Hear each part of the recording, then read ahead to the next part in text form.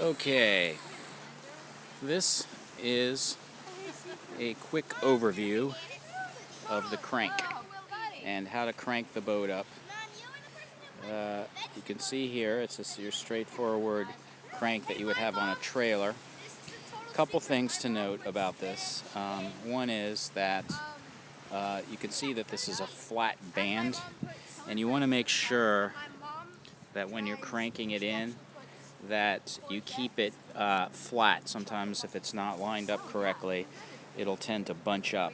So you can stop and undo the crank. You can see here that you've got this little lever right here. This is be careful about that.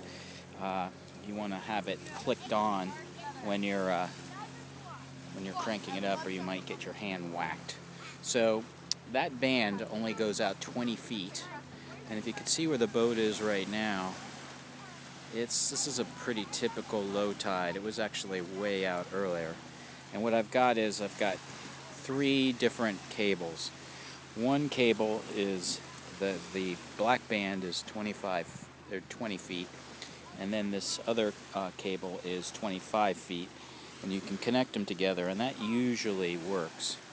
And the important thing here is to line up the boat and the crank so that it's all aligned, otherwise the band gets all messed up.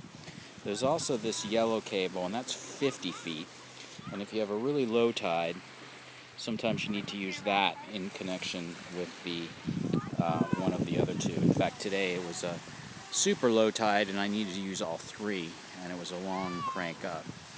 So you can just crank it all the way up, and it basically comes up to this